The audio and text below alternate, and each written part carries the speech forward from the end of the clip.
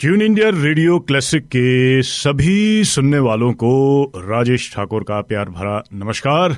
और दोस्तों, एक और रेडियो क्लासिक शो लेके हाजिर हो गया हूं आपकी जिंदगी में, और एक और कहानी मैं आज आपके लिए लेके आया हूं। और आज मैं आपको सुना रहा हूं 1974 की कहानी, 1974 का साल। अब उस साल आप कहां थे सोचिएगा इसके बारे में। अगर आपका जन्म हो चुका था, हो सकता है 1974 में आपका बर्थ हो। और आइए जरा उस एरा में, उस साल में आपको लिए चलूंगा। 1974 एक कॉमन ईयर था। मंगलवार के दिन इस साल की शुरुआत हुई थी और दुनिया भर में बड़ा जबरदस्त जश्न उस साल मनाया गया था एक और नए साल के लिए। हालांकि ये साल बहुत सारी कठिनाइयां लेके भी आया था, लेकिन हम इंसान है ना, कठिनाइयों से हम निकल लेते हैं। वक्त जो है वो निकल जाता है। 1974 में भारत के प्रेसिडेंट थे वीवी गिरी 24 अगस्त तक, और उसके बाद बने थे फखरुद्दीन अली अहमद। और 1974 में भारत की प्रधानमंत्री थी श्रीमती इंदिरा गांधी। इंग्लैंड की गद्दी पे क्वीन एलिजाबेथ II विराजमान थी। ऑस्ट्रेलिया, जहां से आपके लिए प्रोग्राम में आपके लिए कर रहा हूं, ऑस्ट्रेलिया के गवर्नर जनरल थे सर पॉल हैस्लक। और उसके बाद 11 जुलाई के बाद बने थे सर जॉन कैर। और ऑस्ट्रेलियन प्राइम मिनिस्टर 1975 में थे गॉफ विटलम। 1974 अगर दुनिया भर में पॉपुलेशन को हम देखते हैं तो वर्ल्ड की पॉपुलेशन थी 3.988 बिलियन, यानी कि लगभग 4 बिलियन के आसपास वर्ल्ड का पॉपुलेशन था। भारत की जनता थी 608 मिलियन। यूनाइटेड स्टेट में 213 मिलियन लोग रहा करते थे। और चाइना में 900.4 मिलियन, लगभग 1 बिलियन के आसपास 1974 में चाइना की पॉपुलेशन भी हो गई थी। दोस्तों, ये जो हमारा प्रोग्राम है, दुनिया भर की खूब सारी चीजें मैं आपको बताऊंगा। इसके साथ साथ हमारी पृष्ठभूमि रहती है हिंदी फिल्में और हिंदी फिल्मों के गाने। उस साल भारत में, यूं कहिए बॉलीवुड में, हिंदी फिल्म इंडस्ट्री में 100 फिल्में बनी थी, 100 फिल्म बनी थी लगभग, विकिपीडिया के अनुसार। हो सकता है कुछ फिल्म एक दो ऊपर नीचे हो, लेकिन 100 का बड़ा जबरदस्त आंकड़ा है। और जनाब, ये जो फिल्में हैं बड़ी कमाल की फिल्में हैं, एक से बढ़कर एक फिल्में हैं। 1974 का अगर हम एक नजर दौड़ाते हैं इन सारी फिल्मों पे, लोग बाग क्या देखना पसंद करते थे, तो जो फिल्में हैं बड़ी रिश्तों से और बड़ी हकीकत से जुड़ी हुई फिल्में हैं। स्पेशली जो टॉप की 4-5 फिल्में हैं जो लोगों ने बड़ी पसंद की, शायद उस साल ये लोग बाग देखना चाहते थे। सबसे ज्यादा उस साल बॉक्स ऑफिस पे जिस फिल्म को पसंद किया था, फिल्म का नाम था रोटी कपड़ा और मकान। ये बुनियादी हमारी जरूरतें हैं और इस पर मनोज कुमार ने फिल्म बनाई थी। मनोज कुमार, शशि कपूर, अमिताभ बच्चन, जीनत अमान और मौसमी चटर्जी इस फिल्म की स्टार कास्ट। और ये थी उस साल सबसे बड़ी फिल्म। दूसरे नंबर पर जो फिल्म थी वो फिल्म थी चोर मचाए शोर, शशि कपूर, मुमताज और असरानी। तीसरे नंबर पर दोस्ती, धर्मेंद्र, हेमा मालिनी, शत्रुघ्न सिन्हा। चौथे नंबर पर प्रेम नगर, राजेश खन्ना, हेमा मालिनी, अरुणा ईरानी। पांचवें नंबर पर विदाई, जितेंद्र और लीना चंद्रावरकर इस फिल्म की स्टार कास्ट। छठे नंबर पर अमीर गरीब, देवानंद, हेमा मालिनी। सातवें नंबर पर रोटी, राजेश खन्ना, मुमताज। आठवें नंबर पर पत्थर और पायल, धर्मेंद्र, हेमा मालिनी, विनोद खन्ना। 9वें नंबर पर आपकी कसम, राजेश खन्ना, मुमताज और संजीव कुमार। और 10वें नंबर पर थी फिल्म हाथ की सफाई, हेमा मालिनी और रणधीर कपूर। अच्छा, हेमा जी की काफी सारी फिल्में हैं। टॉप 10 में अगर हम देखते हैं, धर्मेंद्र, हेमा मालिनी, जितेंद्र, देवानंद, राजेश खन्ना और मनोज कुमार साहब की फिल्म उस साल बहुत पसंद की गई थी। दोस्तों, 1974 के साल में आपको लिए चलता हूं। जहां तक मेरा सवाल है, ये वो साल है जब मैंने स्कूल जाना शुरू कर दिया था। 1974 में शिमला जो है वो अपने 7 पहाड़ियों के लिए जाना जाता है। शिमला में मेरा जन्म हुआ है, वहां पे 7 पहाड़ियां हैं और 7 पहाड़ियों में से एक पहाड़ी का नाम है समर हिल्स। अब अंग्रेजों का बसाया हुआ वो शहर है तो वहां के नाम भी अंग्रेजी है। और समर हिल के नजदीक ही छोटा सा गांव है चैली, जहां पे मेरा जन्म हुआ। और वहीं पे गांव का अपना प्राइमरी स्कूल था, जहां पे चड्डी पहन के कभी कभी नंगे पांव भी हम स्कूल जाया करते थे। 1974 दोस्तों, उस साल के जो गाने हैं वो मेरे जहन में ऐसे बसे हुए हैं क्योंकि जब आप छोटे होते हैं, उस जमाने में रेडियो हुआ करता था, आकाशवाणी शिमला से गाने चलते थे, और पहाड़ों में दूर दूर घर होते हैं तो लोग अपने घरों पे रेडियो जो है वो बाहर निकाल के रखते हैं और पूरा जोर से वो रेडियो बजता है, आसपास वो काम धाम करते हैं और दूर दूर तक आवाजें गूंजती है। तो खैर उस जमाने में समझ तो हमें इतनी नहीं थी, लेकिन वो जो गाने उस जमाने के बजते थे हमारे मन में बसे हुए हैं, बड़े अच्छे लगते हैं, बड़े भले लगते हैं। बहुत सारे मेरे फेवरेट गाने 1974 के हैं, और आज दोस्तों जो गाने मैं आपको सुनाऊंगा, अब 1974 में बहुत ही जबरदस्त गाने हैं, आपकी कसम के सारे ही गाने एक से बढ़कर एक है। तो कुछ एक चुने हुए गीत आज मैं आपको सुनाऊंगा जो मेरे बचपन के हैं।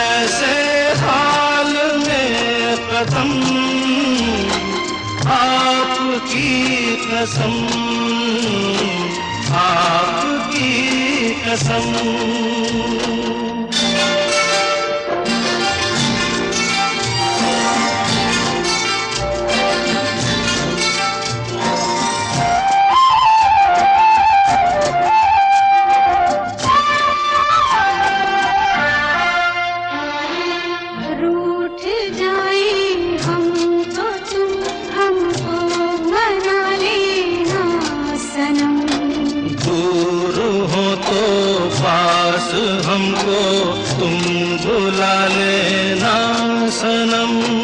कुछ गिला हो तो गले हमको लगा लेना सनम।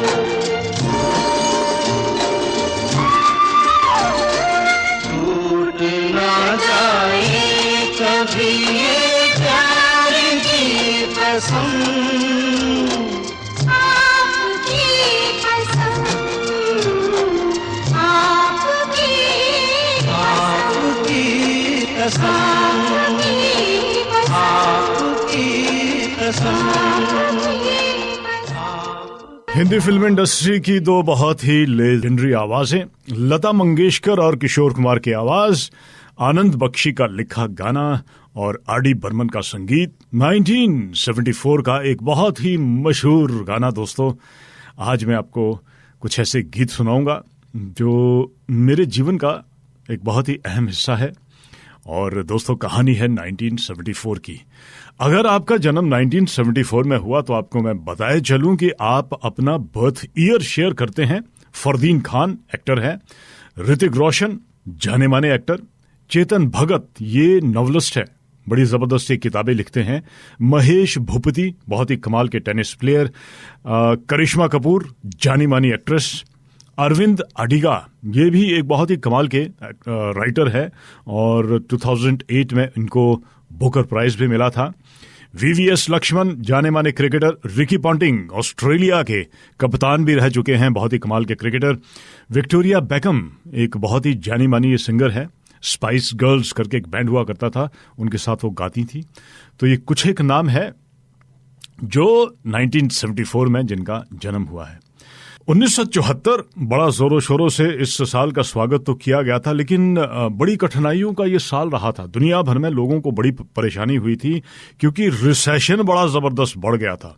उस साल इन्फ्लेशन रेट काफी ज्यादा इंक्रीज हो गया था। यूनाइटेड स्टेट में 11.3%, यूके में 17.2%। सो ग्लोबल लेवल पे बड़ा ये एक इकोनॉमी के पॉइंट ऑफ व्यू से अगर हम देखते हैं तो लोगों को उस साल बड़ी परेशानियां हुई थी। और उस साल दो बड़ी जबरदस्त कमाल की डिस्कवरी भी हुई थी। अब धीरे धीरे हमें ये ज्ञान होना शुरू हुआ था कि हम कहां से आए हैं, कितने सालों पहले हमारे बुजुर्ग रहा करते होंगे। एक बड़ा जाना माना फेमस स्केलेटन है लूसी, इस स्केलेटन को नाम दिया गया था। इथियोपिया में ये 1974 में डिस्कवर हुआ था और ये एक अनुमान लगाया गया था कि ये स्केलेटन या यूं कहिए इंसान इस जगह पे 3.9 मिलियन ईयर्स अगो, इतने सालों पहले यहां पे इंसान रहा करते थे। और वहीं पे ऑस्ट्रेलिया में भी एक बड़ा जाना माना मंगो करके एक लेक है, मंगो लेक, जो कि न्यू साउथ वेल्स में ही है। वहां पे भी एक मेल स्केलेटन मिला था और उसे मंगो मैन कहा जाता है। और एक अनुमान था कि ये भी लगभग 40,000 पहले यहां पे लोग बाग रहते थे। हालांकि जो मॉडर्न ऑस्ट्रेलिया है, हमारा इतिहास लगभग 200-250 साल पुराना है, लेकिन यहाँ पे जो नेटिव हमारे ऑस्ट्रेलियन है तो 40,000 पुराना ये एक मंगो मैन का स्केलेटन भी मिला था। अच्छा दोस्तों, आइए जरा थोड़ा सा फिल्मी हुआ जाए, कुछ फिल्मी बातें भी आपके साथ की जाए। उस साल की जो सबसे बड़ी फिल्म थी, उस फिल्म का नाम है दोस्तों रोटी कपड़ा और मकान। मनोज कुमार ने इस फिल्म को डायरेक्ट किया था, उन्होंने ही इस फिल्म की कहानी लिखी थी, उन्होंने ही इस फिल्म को प्रोड्यूस किया था और वही इस फिल्म के लीड एक्टर थे। उनके साथ साथ अमिताभ बच्चन, शशि कपूर, जीनत अमान और मौसमी चटर्जी इस फिल्म की स्टार कास्ट। 1974 का ये साल था जब धीरे धीरे ये दुनिया भर में, या यूं कि ये भारत में भी अब ज्ञान होना शुरू हो गया था कि पॉपुलेशन बहुत ज्यादा बढ़ रही है। और जहां पे पॉपुलेशन जिस देश में बढ़नी शुरू हो जाती थी, वहां पे हमारी जो बेसिक चीजें हैं उसको लेके रोजमर्रा की जिंदगी में लोगों को जो परेशानी होती थी, उस परेशानी को बड़ी स्क्रीन पे दिखाया गया था। हमारी जो जरूरतें हैं, रोटी, कपड़ा और मकान, तो जो बेसिक ह्यूमन नीड्स हमारी होती है, उसी के आसपास मनोज कुमार ने इस कहानी को लिखा था। और बड़ी मजेदार इस फिल्म की कहानी थी जो लोगों ने इतनी पसंद की कि उस साल की सबसे बड़ी ये फिल्म बन गई। और कहानी एक ऐसे स्ट्रगलिंग इंसान की थी, यानी कि मनोज कुमार की थी, जिनके पिताजी के रिटायरमेंट होने के बाद दिल्ली में परिवार का इन पर थोड़ा बोझ पड़ जाता है। इनके 2 भाई है और एक बहन है जिनकी अभी शादी नहीं हुई है। और हालांकि खुद ये ग्रेजुएट है, लेकिन ये एक पेड सिंगर के तौर पे अपने जीवन की शुरुआत करते हैं, जहां पे कभी कभी आपको काम मिलता है, कभी नहीं मिलता है। इनकी एक गर्लफ्रेंड है, जीनत अमान वो बनी है, और फिल्म की कहानी कुछ इस तरीके से आगे बढ़ती है। घर में तंगी की वजह से अमिताभ बच्चन जो उनके भाई होते हैं वो थोड़ा बुरी आदतों में फंस जाते हैं, घर पे लड़ाई होती है, फिर वो घर छोड़ के चले जाते हैं, आर्मी ज्वाइन कर लेते हैं, छोटा भाई पढ़ रहा होता है। तो वो स्ट्रगल का वो जमाना वहां पे दिखाया गया है। और इस बीच इस कहानी में एंटर होते हैं शशि कपूर, जो कि एक अमीर घर के इंसान है, और मुलाकात होती है जीनत अमान की उनके साथ, और जीनत अमान उनकी शोहरत, उनका पैसा, उस तरफ वो अट्रैक्ट हो जाती है। तो वो जो एंगल है अलग अलग इस फिल्म में दिखाए गए हैं, और कुल मिला के बड़ा ये स्ट्रगलिंग फेज है, कैसे ये स्ट्रगलिंग फैमिली इन सारी चीज़ों को से निकलती है। एक पॉजिटिविटी इस फिल्म में दिखाई गई है। मौसमी चटर्जी इस फिल्म में है, जो कि अलग से किस तरीके से कभी कभी इंसान जो है वो इतना मजबूर हो जाता है, और जैसे उनकी मजबूरी का लोग फायदा उठाते हैं, तो उस फिल्म में वो दिखाया गया था। तो फिल्म का संगीत बड़ा जबरदस्त था, बहुत ही अच्छे इस फिल्म के गाने बने थे। लक्ष्मीकांत प्यारेलाल का संगीत था, संतोष आनंद ने उन गानों को लिखा था। बहुत ही कमाल के गाने हैं, एक से बढ़कर एक गाने हैं। एक गाना तो बड़ा लोगों ने बड़ा पसंद किया था, मैं ना भूलूंगा, या फिर मनोज कुमार साहब पे एक गाना फिल्माया गया था, और नहीं बस और नहीं, हाय हाय ये मजबूरी, ये मौसम और ये दूरी, मुझे पल पल है तड़पाए। ये जो गाना है एक्चुअल में इस फिल्म में ये मौसमी चटर्जी पे फिल्माया जाना था, और हुआ ये कि इस फिल्मिंग के दौरान मौसमी चटर्जी प्रेग्नेंट थी, वो मां बनने वाली थी। तो फिर ये गाना जीनत अमान पे फिल्माया गया था। और बड़े इंटरेस्टिंग इस फिल्म के काफ़ी सारे किस्से हैं। कहते हैं कि स्मिता पाटिल को इस फिल्म में लेना चाहते थे मनोज कुमार साहब, लेकिन किसी वजह से वो काम नहीं कर पाई, तो उनकी जगह पे आई थी जीनत अमान। मैंने 1974 में तो उस फिल्म को नहीं देखा था, और कभी जब हम फिर मिड 80s में शिमला में हमारे बहुत सारे थिएटर थे जहाँ पे पुरानी फिल्में आती थी, मे बी 85, 86, 87 में शायद मैंने इस फिल्म को देखा था। और जब मैंने इस फिल्म को देखा था तो मैं जीनत अमान की खूबसूरती का दीवाना हो गया था। हम ये सोचते थे इतने खूबसूरत लोग भी इस दुनिया में होते हैं। तो जो गाना था मैं ना भूलूंगा, बड़ा मेरा फेवरेट गाना था। मुकेश का मैं भगत रहा हूँ छोटा सा जब था, और इस गीत को गुनगुनाता भी था, और आज मैं आपको सुनाऊंगा भी। मैं ना भूलूंगा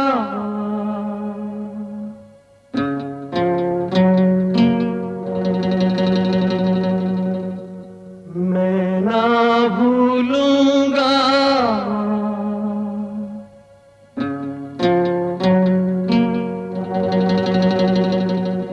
इन रस्मों को, इन कस्मों को, इन रिश्ते नातों को मैं ना भूलूंगा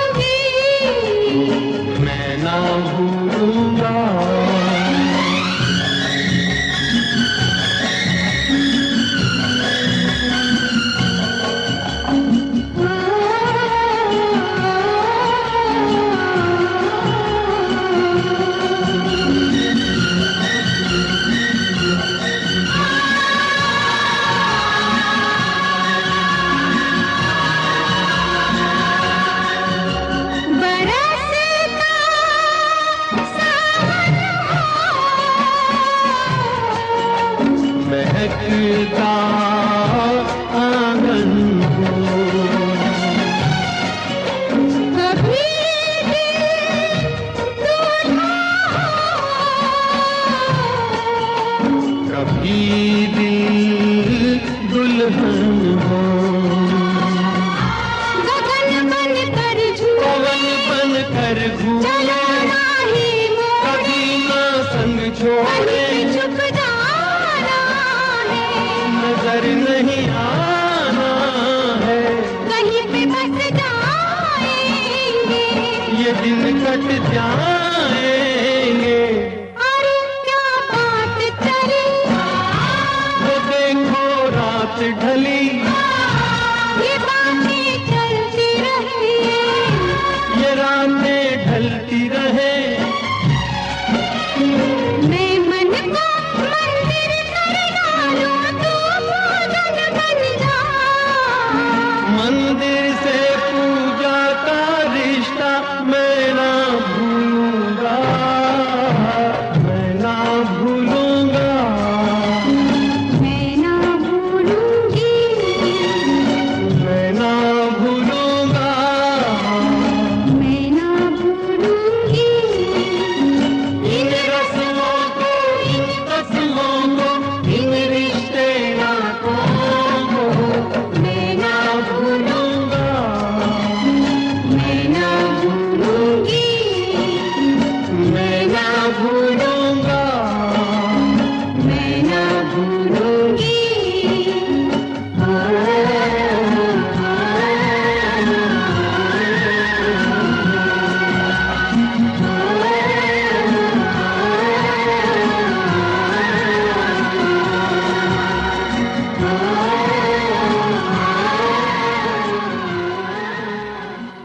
और ट्यून इंडिया रेडियो पे दोस्तों मैं हूं राजेश ठाकुर आपके रेडियो क्लासिक शो के साथ, और आज मैं आपको सुना रहा हूं 1974 की कहानी। 1974 में ऑस्ट्रेलिया में हमारे रोड साइन बदल दिए गए थे। 1974 से पहले हमारे इंपीरियल रोड साइन हुआ करते थे और उसके बाद ये बदल दिए गए थे मीट्रिक्स में, यानी कि पहले हमारे यहाँ पे माइल्स हुआ करते थे और 1974 अब हम किलोमीटर्स में अपने रोड साइन आपको दिखाते हैं। और वहीं पे 1974 में ऑस्ट्रेलिया का पहला क्रेडिट कार्ड भी इंट्रोड्यूस किया गया था, इसका नाम रखा गया था बैंक कार्ड। 1974 1974 में ऑस्ट्रेलिया ने पहली बार वर्ल्ड कप में अपनी फुटबॉल की अपीयरेंस की थी। 1974 फीफा वर्ल्ड कप जो कि खेला गया था उसी साल, और इस कप को वेस्ट जर्मनी में खेला गया था। अच्छा दोस्तों, जैसे कि मैंने बताया उस साल दुनिया भर में बड़ी कठिनाइयां आई थी। भारत में भी उस साल एक बहुत खतरनाक महामारी फैली थी, स्मॉल पॉक्स। 20वीं शताब्दी की एक बहुत ही खतरनाक ये महामारी, और दुनिया से इस बीमारी को मिटाने में 3 और साल लग गए थे। जनवरी से लेके मई के महीने में इस साल लगभग 15,000 लोगों का देहांत हुआ था भारत में, और ये ज्यादातर बिहार, उड़ीसा और वेस्ट बंगाल में बहुत खतरनाक बना था। और जिन लोगों को ये बीमारी हुई थी, बीमारी से अगर बच गए थे तो उन्हें आगे आने वाले जीवन में बड़ी परेशानियां हुई थी। या तो उनकी दिखने की शक्ति खत्म हो गई थी, या शरीर के दूसरे अंगों पे बड़ा असर पड़ा था। वर्ल्ड हेल्थ ऑर्गेनाइजेशन को भारत ने जो रिपोर्ट दी थी, उस रिपोर्ट के मुताबिक 61,482 केसेस हुए थे, और एक ही अनुमान है कि 1974 में स्मॉल पॉक्स के दुनिया भर में जितने केसेस हुए थे 86% सिर्फ भारत में हुए थे। 1974 के खत्म होने तक, या यूं कहिए कि 1975 शुरुआत में, इस महामारी से निपटने के लिए एक बहुत बड़ा ऑपरेशन शुरू किया गया था और टारगेट 0 को सेट किया गया।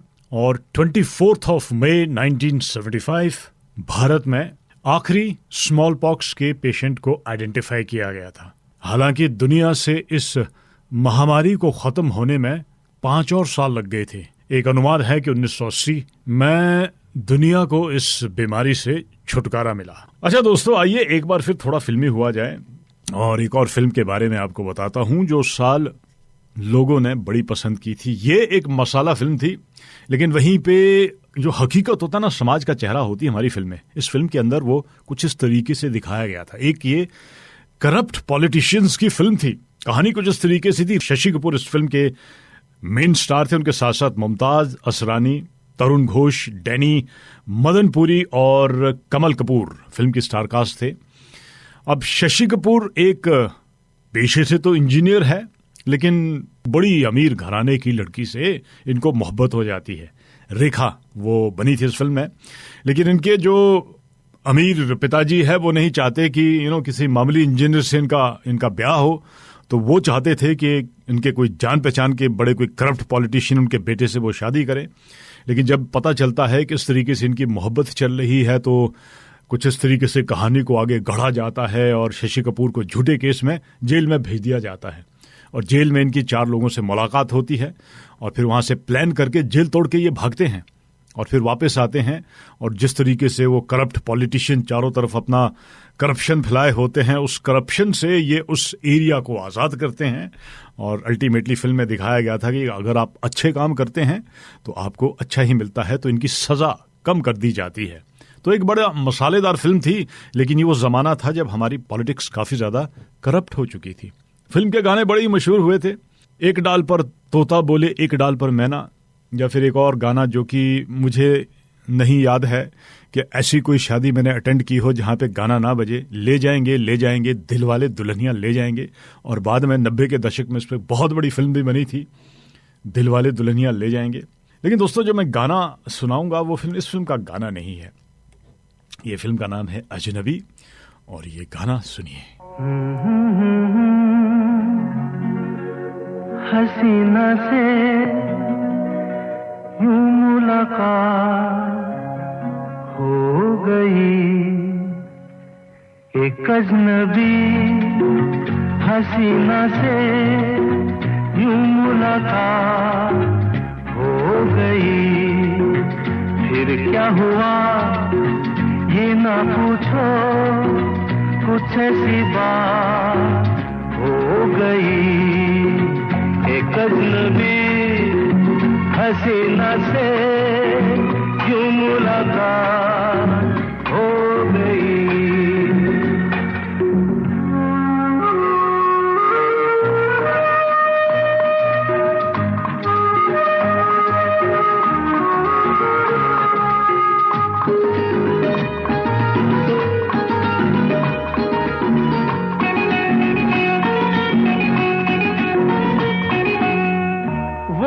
अचानक आ गई यूं नजर के सामने, जैसे निकल आया घटा से चाँद।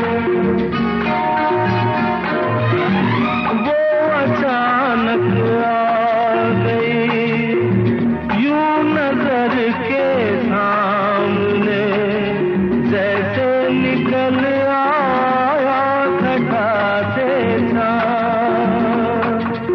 चेहरे पे जुल्फें बिखरी हुई थी, दिन में रात हो गई।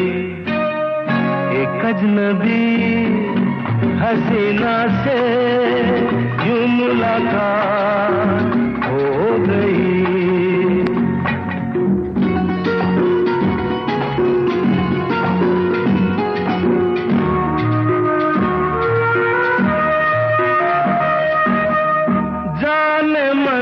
जाने जिगर होता मैं शायद अगर, कहता गजल तेरी अदाओं पर।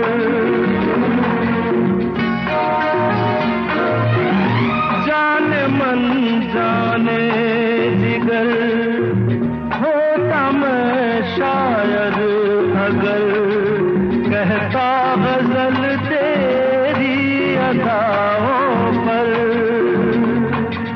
मैंने ये कहा तो मुझसे खफा हो, जाने हयात हो गई। एक अजनबी हसीना से यूं मुलाकात हो गई।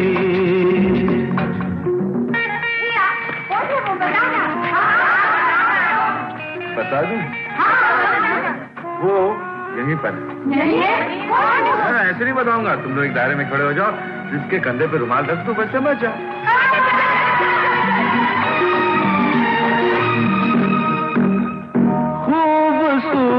खूबसूरत बात ये, चार पल का साथ ये, सारी उम्र मुझको रहेगा याद।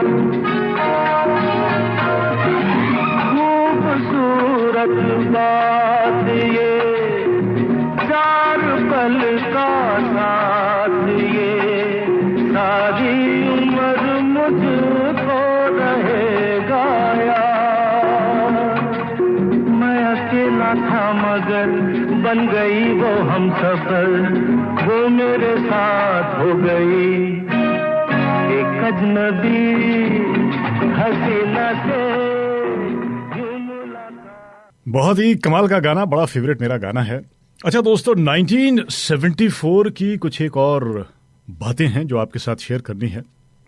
अगर हम देखते हैं 1974 में, तो आयरिश रिपब्लिक आर्मी ने ब्रिटेन के अंदर, ये उनका अपना ही अलग से एक झगड़ा चल रहा था, तो उस साल लंदन टावर पर और हाउस ऑफ पार्लियामेंट में दो वहां पे धमाके किए थे, जो कि इतिहास में दर्ज है। और वहीं पे इतिहास में दर्ज है बड़ा जाना माना एक केस जिसकी वजह से यूनाइटेड स्टेट के प्रेसिडेंट रिचर्ड निक्सन को रिजाइन करना पड़ा है। ये वाटरगेट स्कैंडल के नाम से भी जाना जाता है और लगभग 74 से 2 साल पहले 1972 में इसकी शुरुआत हो चुकी थी। और कहानी सारी ये हुई थी कि किस तरीके से यूनाइटेड स्टेट के प्रेसिडेंट, जबकि वो सेकेंड टर्म जीत के आए थे, कुछ इलीगल एक्टिविटीज में इनकी इन्वॉल्वमेंट थी, जहां पे इनके जो अपोजिशन की पार्टी है, जो भी अपोनेंट इनके थे, वहां पे कुछ सबोटाज का और कुछ उस तरीके से बहुत सारे इलीगल एक्टिविटीज के केसेस थे, इंक्लूडिंग एक टेलीफोन कॉन्वर्सेशन भी थी जो कि ये साबित करता था कि उन्हें इस बात का ज्ञान था। हालांकि निक्सन ने उस टेलीफोन कॉन्वर्सेशन को रिलीज करने से इनकार कर दिया था, और इससे पहले कि उनका कांग्रेस में ट्रायल हो, उनका इम्पीचमेंट हो, कुल मिला के ऐसा लग रहा था कि शायद उनके पद से उनको हटा दिया जाएगा। सो अल्टीमेटली उन्होंने ये डिसाइड किया कि वो इस पद से रिजाइन करेंगे, तो उन्होंने रेजिग्नेशन लिया था। और बड़ा जाना माना करप्शन का ये एक मामला भी था। अच्छा, उस साल भारत में एक और बड़ी जबरदस्त बात हुई थी, और ऑपरेशन स्माइलिंग बुद्धा के नाम से ये जाना जाता है, जो कि एक निकनेम था इस ऑपरेशन के लिए। और भारत ने ये एक सफलतापूर्वक न्यूक्लियर टेस्ट किया था। 18 मई 1974 को भारत के army base Pokhran test range में, जो कि राजस्थान के नजदीक है, इंडियन आर्मी के बहुत सारे ऑफिसर्स वहां पे मौजूद थे, और बड़े जाने माने भारत के कुछ जनरल्स भी वहां पे मौजूद थे, जिनकी मौजूदगी में ये एक सफलतापूर्वक न्यूक्लियर टेस्ट किया गया था। और इस न्यूक्लियर टेस्ट के बाद भारत छठा ऐसा देश बना था जो कि 5 परमानेंट मेंबर यूनाइटेड नेशन के सिक्योरिटी काउंसिल के, उनके बाहर ये कोई ऐसा देश बना था जिसने ये न्यूक्लियर टेस्ट किया था। और इस टेस्ट के बाद इंदिरा गांधी, जो समय की भारत की प्राइम मिनिस्टर थी, उनकी पॉपुलैरिटी बहुत ज्यादा बढ़ गई थी। तो ये एक बड़ा जाना माना 1974 का एक किस्सा है जो कि दर्ज है। अच्छा दोस्तों, उस साल दुनिया में यूपीएस का भी इस्तेमाल किया गया था। 26 जून को 1974 द यूनिवर्सल प्रोडक्ट कोड, ये पहला प्रोडक्ट स्कैन किया गया था। ये च्युइंगम, जो कि मार्श सुपरमार्केट ओहियो में है, वहां पे ये पहली बार स्कैन किया गया था। आजकल जो है वो जब कभी भी आप जाते हैं मार्केट में तो सारी चीजें स्कैन की जाती है, लेकिन 1974 में इसकी शुरुआत हुई थी। और वहीं पे 1974 माल्टा ने भी अपने आप को रिपब्लिक घोषित किया था। अच्छा दोस्तों, एक और फिल्म है, उस फिल्म का जिक्र मैं आपके साथ करना चाहूंगा। हालांकि ये उस साल की ये टॉप 10 फिल्मों में नहीं आती है, लेकिन बहुत ही कमाल की ये फिल्म है। फिल्म का नाम है दोस्तों कोरा कागज। 1974 में तो मैंने ये फिल्म नहीं देखी थी, लेकिन फास्ट फॉरवर्ड जब हम अपने यूनिवर्सिटी में थे, ये लेट 80s में अर्ली 90s में, तो यूनिवर्सिटी में हमारे नया नवेला एक थिएटर बना था। उस थिएटर में ये फिल्म हमें दिखाई गई थी। तो उस फिल्म को हमने हिमाचल प्रदेश यूनिवर्सिटी समरिल में देखा था, मुझे याद है। बहुत ही कमाल की ये फिल्म है, और बड़ा इसका जो कहानी है, अनिल गांगुली ने इस फिल्म को डायरेक्ट किया था। विजय आनंद, जय बच्चन, A.K. हंगल और अचला सचदेवा इस फिल्म की स्टार कास्ट थी। कहानी बड़ी ही कमाल की थी, और ये मिड 70s में एक तरीके से जो कॉम्प्लिकेटेड हमारे कभी कभी रिश्ते हो जाते हैं, उन्हीं रिश्तों की का ताना बाना इस कहानी के अंदर गढ़ा गया था।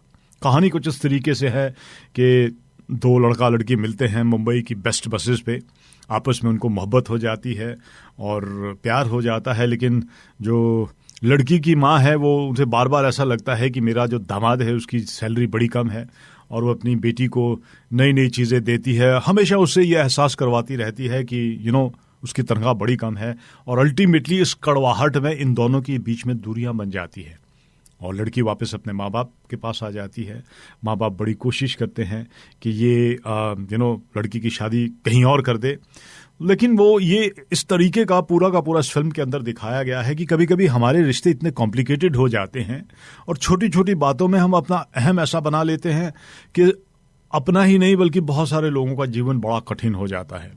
बहुत ही बढ़िया इस फिल्म के गाने थे, मेरे कुछ बड़े फेवरेट गाने हैं। गाना तो बिना का गीतमाला में कई सालों तक वो नंबर 1 बना रहा। MJ हशमत ने इस फिल्म के गाने लिखे हैं और वो गाना अगर मैं आपको नहीं सुनाऊंगा तो प्रोग्राम थोड़ा अधूरा रहेगा।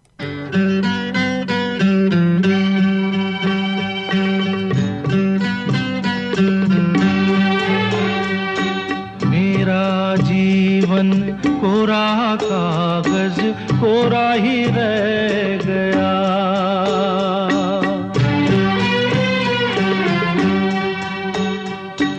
मेरा जीवन कोरा कागज कोरा ही रह गया। जो लिखा था, जो लिखा था आंसुओं के संग बह गया। मेरा जीवन कोरा कागज कोरा ही रह गया।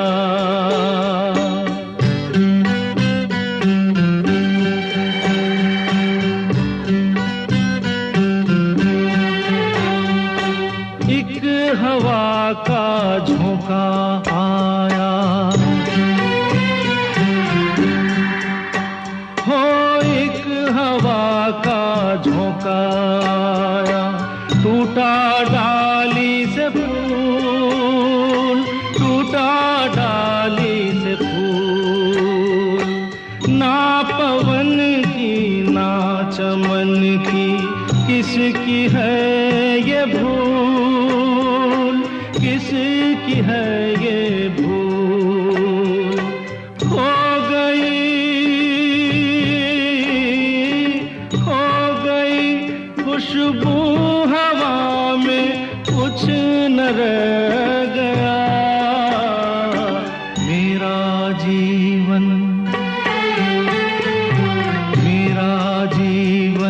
कोरा कागज कोरा ही रह गया।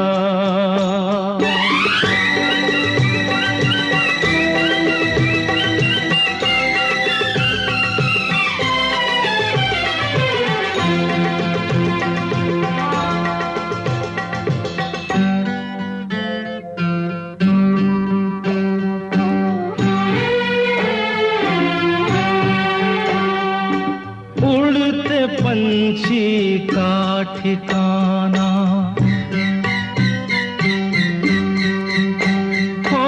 उड़ते पंछी का ठिकाना, मेरा न कोई जहां, मेरा न कोई जहां। ना डगर है ना खबर है, जाना है मुझको कहाँ, जाना है मुझको कहाँ। बन के सपना,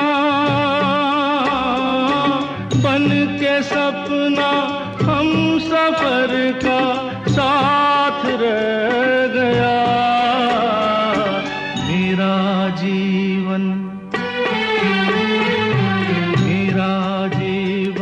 कोरा कागज कोरा ही रह। किशोर कुमार साहब की आवाज, कल्याण जी आनंद जी का संगीत और मेरा जीवन कोरा कागज कोरा ही रह गया। अच्छा दोस्तों, आइए जरा एक नजर दौड़ाते हैं उस साल जिन फिल्मों को अवार्ड मिले थे। बेस्ट एक्टर का अवार्ड मिला था राजेश खन्ना को। फिल्म का नाम था आविष्कार। हालांकि ये फिल्म टॉप 10 में कहीं पे भी नहीं थी, लेकिन इस फिल्म को क्रिटिक्स ने बड़ा पसंद किया था। बहुत सारे जो उस जमाने के रसाले थे, इस फिल्म को 5 में से 5 स्टार मिले थे। और ये राजेश खन्ना की एक जो पर्सनैलिटी जो उस जमाने में फिल्मी पर्दे पे होती थी, ऐसे हीरो की होती थी, बड़े जबरदस्त उनका अपना एक पर्सोना था। लेकिन इस फिल्म के अंदर वो कंप्लीटली डिफरेंट तरीके से नजर आए थे। ये फिल्म भी एक रिश्तों की ही फिल्म थी और बड़ा उसमें एक हस्बैंड एंड वाइफ के बीच में किस तरीके से गलतफहमियां हो जाती है, उसी बात को ये फिल्म दर्शाती है। तो इस फिल्म के लिए राजेश खन्ना को बेस्ट एक्टर का अवार्ड मिला था। बेस्ट एक्ट्रेस का अवार्ड मिला था जया बच्चन को। फिल्म का नाम कोरा कागज। बेस्ट फिल्म बासु चटर्जी की उस साल रही थी। फिल्म का नाम रजनीगंधा। रजनीगंधा का संगीत भी बड़ा ही कमाल का। एक गाना तो मेरा बड़ा फेवरेट है। आज मैंने गाना वो आपको नहीं सुनाया है, लेकिन मेरे जो टॉप के कुछ एक फेवरेट गाने हैं उसमें वो गाना है कई बार यूं भी देखा है, मुकेश की आवाज में। क्योंकि वो गाना मैं बहुत बार आपको पिछले काफी प्रोग्राम में सुना चुका हूं, तो आज मुझे मौका मिला है कि कुछ और गीतों को मैं आपको सुनाऊं। लेकिन उस साल की बेस्ट फिल्म रही थी रजनीगंधा। बेस्ट डायरेक्टर का अवार्ड मिला था मनोज कुमार साहब को। फिल्म का नाम रोटी Kapda Aur Makaan. Best supporting actor male Vinod Khanna. Film का नाम Haath Ki Safai. Best supporting actor female Durga Khote. Film का नाम Bidaai. Best actor in comic role Mehmood साहब। फिल्म का नाम Mardaan. Best music director Kalyan ji Anand ji. Film का नाम कोरा कागज। Best lyricist Santosh Anand. रोटी कपड़ा और मकान और गाना उन्होंने लिखा था मैं ना भूलूंगा। Best playback singer male Mahendra Kapoor. Film का नाम रोटी कपड़ा और मकान, गाना था और नहीं बस और नहीं। और बेस्ट प्लेबैक सिंगर फीमेल का अवार्ड मिला था आशा भोसले को। गाना था चैन से कभी हमको तुमने रहने ना दिया। फिल्म का नाम प्राण जाए पर वचन ना जाए। अच्छा, ये मेरे बड़े फेवरेट गानों में एक गाना ये भी है, तो ये गाना जरूर मैं आपको सुनाऊंगा। हालांकि प्राण जाए पर वचन ना जाए कोई उस साल की बहुत बड़ी फिल्म नहीं थी, लेकिन इसके कुछ एक गाने बड़े मशहूर हुए थे। और ओपी नैयर के ये लगभग अपने आखिरी दिनों की फिल्में थी। 50 के दशक में बहुत ही कमाल का उन्होंने संगीत दिया था और उनका कुछ आशा जी के साथ रिलेशनशिप भी रहा था। कहते हैं कि इस फिल्म के दौरान होते आते आते तक इनका ये रिलेशनशिप ऑलमोस्ट खत्म हो गया था। और बहुत से लोग ये भी मानते हैं कि शायद आशा भोसले का आखिरी गाना था ओपी नैयर के लिए। इस गीत के लिए आशा जी को अवार्ड मिला था और ये गाना इस फिल्म की एल्बम का हिस्सा था। इस फिल्म में इस गाने को फिल्माया नहीं गया था, लेकिन बहुत ही कमाल का वो गाना है। और आइए दोस्तों, वही गीत मैं आपको सुनाता हूं।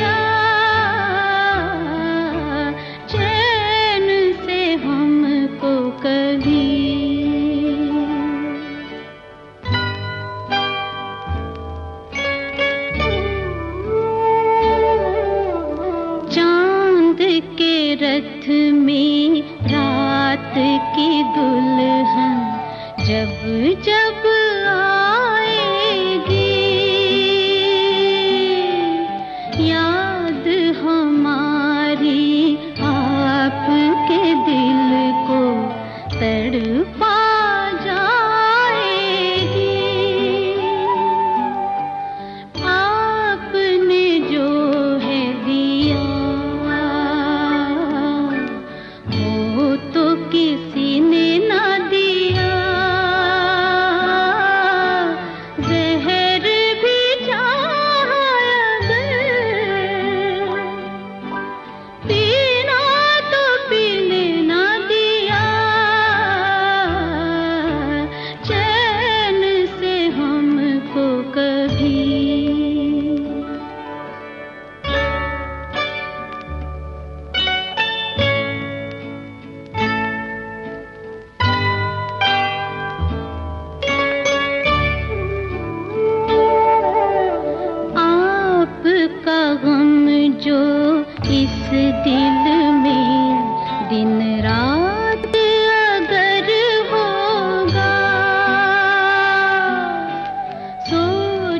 के ये दम घुटता है, फिर कैसे गुजर होगा। काश ना आती अपनी जुदाई, मौत ही आ जाती। कोई बहाने चैन हमारी रूह तो पा जाती। एक पल हंसना कभी दिल की लगने ना दिया। जहर भी चाहा अगर, पीना तो पीने ना दिया। चैन से हमको कभी। आशा भोसले की आवाज, ओपी नैयर का संगीत और आशा जी और ओपी नैयर के रिश्तों के आखिरी मोड़ का ये गीत है। और क्या जबरदस्त ये गाना है। और 1974 का जो मेरा फेवरेट गाना है मैंने आखिर में आपके लिए रखा है। और ये गाना मेरे जो ऑल टाइम फेवरेट गाने हैं उसमें कहीं बड़ा ऊपर ये गाना आता है। खैर ये गाना मैं आपको बताता हूं, लेकिन उस साल 1974 में जो गाने रेडियो पे बड़े जबरदस्त बजे, बिना का गीतमाला उस जमाने का बड़ा मशहूर एक प्रोग्राम था, तो जिसका जो एनुअल लिस्ट बनता है कि कौन सा गाना सबसे ज्यादा पसंद किया गया था, वो लिस्ट मैं आपको बताता हूं। नंबर 1 गाना उस साल जो रेडियो पे बजा था दोस्तों, वो था मेरा जीवन कोरा कागज कोरा ही रह गया। किशोर कुमार की आवाज, कल्याण जी आनंद जी का संगीत और फिल्म का नाम कोरा कागज। दूसरे नंबर पर गाना जय जय शिव शंकर कांटा लगे ना कंकर, लता मंगेशकर, किशोर कुमार की आवाज, फिल्म का नाम आपकी कसम, आर.डी. बर्मन का संगीत, आनंद बख्शी ने इस गाने को लिखा। और तीसरे नंबर पर गाना था झूठ बोले कौवा काटे। हालांकि ये फिल्म 1973 की थी, लेकिन एक साल बाद भी ये गाना बड़ा मशहूर हुआ। और चौथे नंबर पर गाना था गाड़ी बुला रही है सीटी बजा रही है, किशोर कुमार की आवाज, फिल्म का नाम दोस्त, लक्ष्मीकांत प्यारेलाल का संगीत, आनंद बख्शी का लिखा गाना। और पांचवें नंबर पर गाना था रफ्ता रफ्ता देखो आंख मेरी लड़ी है। यह भी 1973 की फिल्म, किशोर कुमार की आवाज। छठे नंबर पर गाना था पीने वालों को पीने का बहाना चाहिए, फिल्म का नाम हाथ की सफाई, किशोर कुमार, हेमा मालिनी की आवाज। अच्छा, हेमा जी ने भी इसमें कुछ अपना शायद आवाज दी थी। कल्याण जी आनंद जी का संगीत, गुलशन बावरा ने इस गाने को लिखा था। सातवें नंबर पर गाना था ले जाएंगे दिलवाले दुल्हनिया ले जाएंगे, फिल्म का नाम चोर मचाए शोर, रविंदर जैन का संगीत, इंद्रजीत सिंह ने इस गाने को लिखा। और आठवें नंबर पर गाना था तेरी गलियों में ना रखेंगे कदम आज के बाद, मोहम्मद रफी की आवाज, फिल्म का नाम हवस, उषा खन्ना का संगीत और सावन कुमार ने इस गाने को लिखा। और 10वें नंबर पर जो गीत उस साल था दोस्तों, चुरा लिया है तुमने जो दिल को, ये भी 1973 की फिल्म यादों की बारात, आशा भोसले की आवाज, आर.डी. बर्मन का संगीत और मजरू सुल्तानपुरी का लिखा ये गाना।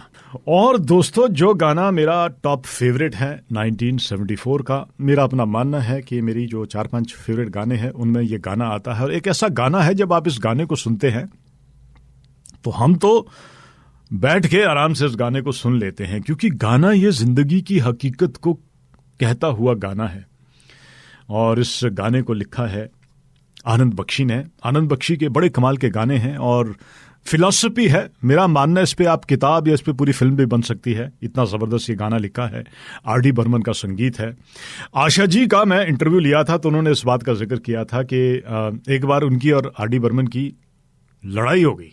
आर.डी. बर्मन, इन्होंने आपस में बात करना छोड़ दिया था, तो काफी दिनों तक ये जैसे होता है हस्बैंड वाइफ के बीच में झगड़ा हो जाता है, बात नहीं करते हैं आप। तो एक दिन कहते रिकॉर्डिंग स्टूडियो के बाहर ये लोग बैठे हुए थे और वहीं पे एक रेडियो पड़ा था और रेडियो पे ये गाना चल पड़ा। और ये गाना जैसे ही खत्म हुआ दोनों ने एक दूसरे की तरफ देखा और उसके बाद डिसाइड किया कि नहीं, अब हम लड़ाई नहीं करेंगे, लड़ाई भी करेंगे लेकिन आपस में कभी इस तरीके से झगड़ा नहीं करेंगे।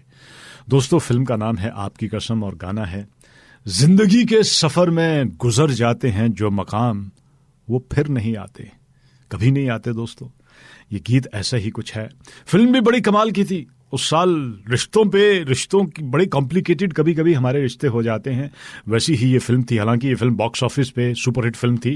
राजेश खन्ना, मुमताज, संजीव कुमार, रहमान और असरानी ने इस फिल्म में काम किया था। जे ओम प्रकाश की ये डायरेक्टरल डेब्यू फिल्म थी। ये पहली बार as a director Hindi film industry में आए थे और बहुत ही कमाल की इस फिल्म की कहानी थी।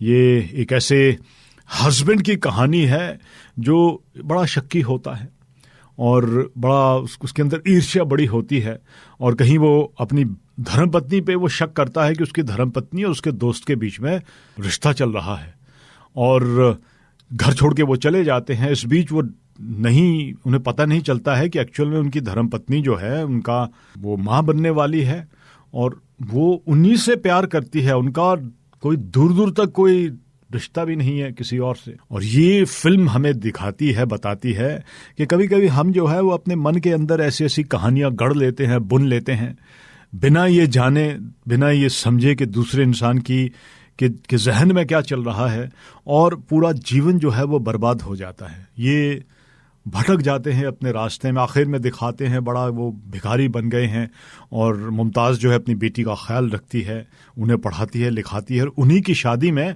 भिखारी के रूप में राजेश खन्ना वहाँ पे आते हैं। तो बहुत ज़बरदस्त ये फिल्म बनी थी। बड़े कमाल के इस फिल्म के गाने हैं, एक से बढ़कर एक गाने हैं दोस्तों इस फिल्म के। जय जय शिव शंकर जैसे मैंने आपको बताया, इस फिल्म का बहुत ही ज़बरदस्त ये गाना है, बड़ा मशहूर ये गाना है। करवटें बदलते रहें, इस गीत के साथ मैंने आज के इस प्रोग्राम की शुरुआत की थी। पास नहीं आना, सुनो कहा सुना। और ये गाना दोस्तों जो मैं आपके लिए छोड़े जा रहा हूं कि जिंदगी के सफर में गुजर जाते हैं जो मकाम, वो फिर नहीं आते। इसी के साथ दोस्तों 1974 चला गया है हमारी जिंदगी से, फिर वो नहीं आएगा। लेकिन उस साल की ये कहानी थी और इस गीत के साथ इस कहानी को मैं ख़त्म करता हूं और इस वादे के साथ कि बड़ा जल्दी आपके साथ फिर कोई रेडियो क्लासिक शो लेके आऊंगा, कोई और कहानी लेके आऊंगा।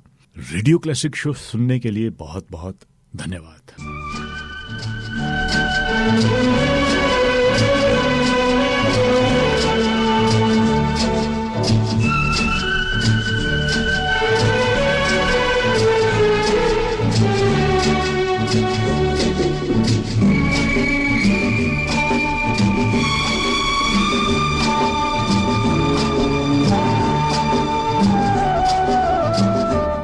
जिंदगी के सफर में गुजर जाते हैं जो मकाम, वो फिर नहीं आते, वो फिर नहीं आते। जिंदगी के सफर में गुजर जाते हैं जो मकाम, वो फिर नहीं आते, वो फिर नहीं आते।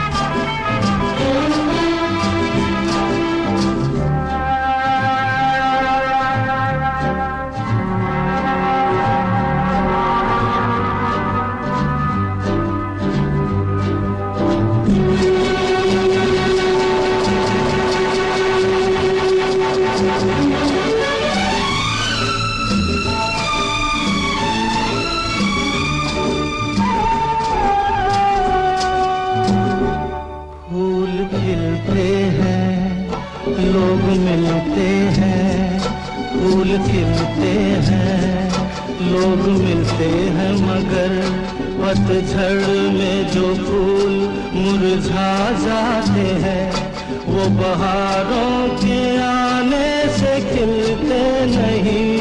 कुछ लोग एक रोज जो बिछड़ जाते हैं, वो हजारों के आने से मिलते नहीं।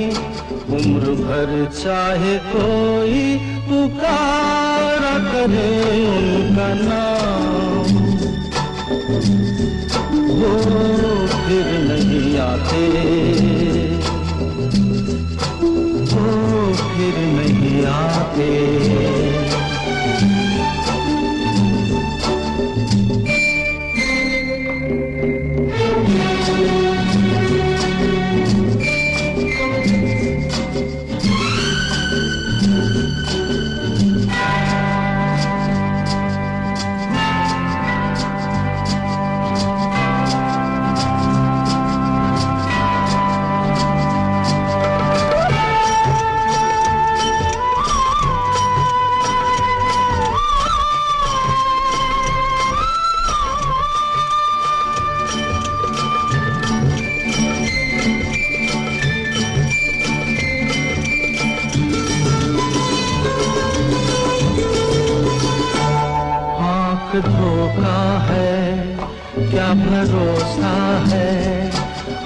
धोखा है, क्या भरोसा है सुनो। दोस्त तो शब्द दोस्ती का दुश्मन है, अपने दिल में इसे घर बनाने न दो। कल तड़पना पड़े याद में जिंदगी, रोक लो रूठ कर उनको जाने न दो। बाद में प्यार के चाहे भेजो हजारों सलाम, वो फिर नहीं आते, वो फिर नहीं आते।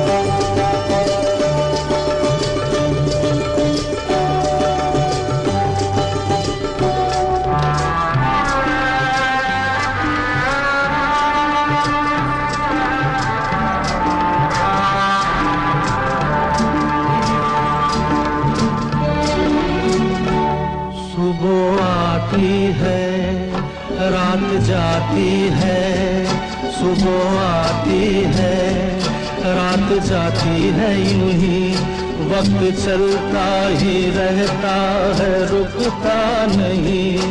एक पल में ये आगे निकल जाता है, आदमी ठीक से देख पाता नहीं, और पर्दे पे मंजर बदल जाता है। एक बार चले जाते हैं जो दिन रात सुबह शाम, वो फिर नहीं आते, वो फिर नहीं आते। जिंदगी के सफर में गुजर जाते हैं जो मकाम, वो फिर नहीं आते।